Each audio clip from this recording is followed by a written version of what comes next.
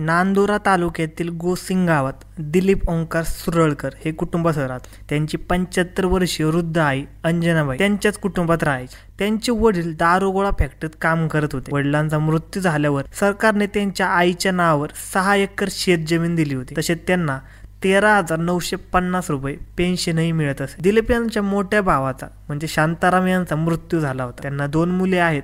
त्यातील प्रवीण हा शेती पाहतो. तो त्याच्या वडिलांच्या नावावर असलेली 3 एकर आणि आजीच्या नावावर असलेली 2 एकर शेती कसत होता. प्रवीणच्या वडिलांचा मृत्यू झाला होता तर आईला पॅरालिसिस झाला होता.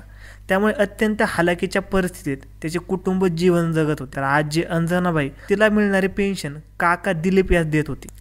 त्यामुळे त्याला काकाचा खूप राग येत होता. प्रवीणला अंजनाबाई सरकारकडून मिळालेल्या रस्त्यावरील शेतीत हॉटेल टाकायचे होते. त्यामुळे तो त्या शेतीतील 3 एकर शेती माझ्या नावावर कर असे आजीला नेहमी म्हणत होता. आमची परिस्थिती खराब आहे, आम्ही तुझे नातू आहोत, कधीतरी आम्हालाही पेन्शन दे असेही तो म्हणत होता. मात्र अंजनाबाई माझी पेन्शन माझा मुलगा दिलीप यास देईन आणि शेती माझा मृत्यू झाल्यावर वारसा हक्काने घ्या असे सांगायचे. त्यामुळे प्रवीण आजी सोबत वाद घालत असे. एका महिन्यापूर्वी याच कारणावरून प्रवीणने काका दिलीप आणि आजी अंजनाबाई यांच्यासोबत चांगलीच खंडाजंगी केली.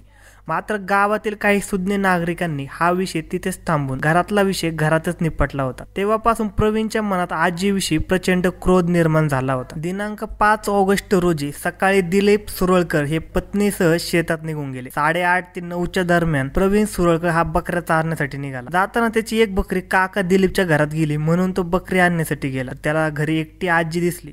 आजीला अंधुक दिसत असल्याने त्याने तिला मी प्रवीण आहे, घरचे कुठे गेले अशी विचारणा केली. तेव्हा सर्वजण शेतात गेल्याचे आजीने सांगितले. प्रवीण बकऱ्या घेऊन निघाला. मात्र त्याच्या मनात वेगळाच विचार येऊ लागला.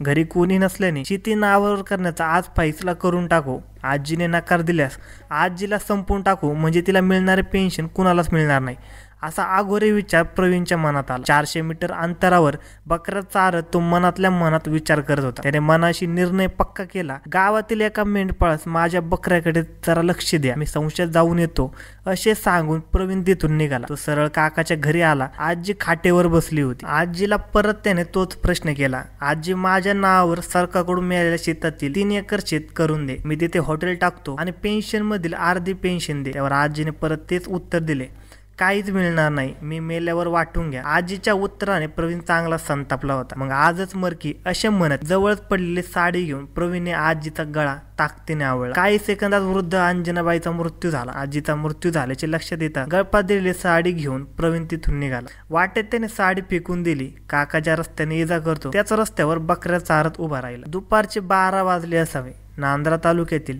गोसिंग गावातील नागरिक शेतातील कामासाठी आपापल्या शेतात निघून गेल्याने गावात शुकशुकाट होता. दिलीप सुरळकर यांचा मुलगा मोताळा येथे ड्रायव्हिंग शिकायला जात असल्याने 12 वाजता घरी आला. अंगणात त्याला म्हातारी आजी खाटेवर झोपलेली दिसली. त्याने आजीला आवाज दिला मात्र तिच्याकडून कुठलाच प्रतिसाद न मिळाल्याने त्याने खाटेजवळ जाऊन पाहिले असता वृद्ध आईच्या नाका तोंडातून रक्त येत होते. तिची कुठलीच हालचाल दिसत नसल्याने घाबरलेल्या आनंदने शेतात गेलेल्या वडिलांना कॉल करून सगळा प्रकार सांगितला. हे कळताच दिलीप सुरळकर हातातील काम टाकून घरी धावतच निघाले. तेव्हा वाटेवरच प्रवीण बकऱ्या चारत उभा होता.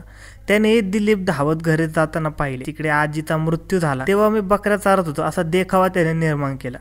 दिलीप घरी आले व त्यांनी आईला हलवून बघितले असता तिचा मृत्यू झाल्याचे दिलीप याच्या लक्षात आले. तोवर काही शेजारी पाजारी जमले होते. त्या लोकांनी अंजनाबाई यांना खाटेवरून खाली घेतले. तेव्हा अंजनाबाईच्या गळ्याला लालसर व्रण दिसला. अंजनाबाईचा मृत्यू झाल्याने एकच आक्रोश सुरू झाला. अंजनाबाई या वृद्धेचा संशयास्पद मृत्यू झाल्याची खबर बोराखेडी पोलिसांना मिळाल्यामुळे पोलीस स्टेशन पासून 12 किलोमीटर अंतरावर असलेल्या घटनास्थळी पोहोचले. घटनास्थळी प्रचंड गर्दी जमली होती. म्हाताऱ्या अंजनाबाईच्या गळ्यावर वन स्पष्ट दिसत होता. त्यामुळे अंजनाबाईच्या अज्ञाताने खून केल्याचा संशय येत असल्याने गावात शंका कुशंकांना उधाण आलं होतं.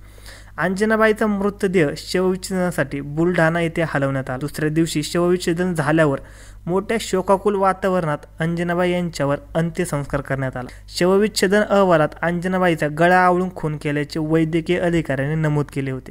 त्याआधीच पोलिसांनी आपले खबरे सक्रिय केले होते. पोलिसांना माहिती मिळाली की अंजनाबाईचा नातू प्रवीण सुरळकर हा तिला नेहमीच शेती नावावर करण्यासाठी त्रास देत होता. त्याने बरेचदा तिच्यासोबत वाद केला होता. या माहितीवरून पोलिसांनी दुसऱ्या दिवशी 6 तारखेला प्रवीण यास ताब्यात घेतले. त्याच्याकडे विचारणी केली असता तो पोलिसांना मी काहीच केले नाही असे सांगत होता. त्यामुळे पोलिसांनी आपले खास अस्त्र वापरून त्याला बोलते केले आणि अंजनाबाईच्या मृत्यूचे गोड उकलले. धन्यवाद मित्रांनो. अशाच नवनवीन मराठी क्राईम स्टोरीज ऐकण्यासाठी आजच आपला YouTube चॅनल क्राईम कट्टा याला नक्की सबस्क्राईब करा. धन्यवाद.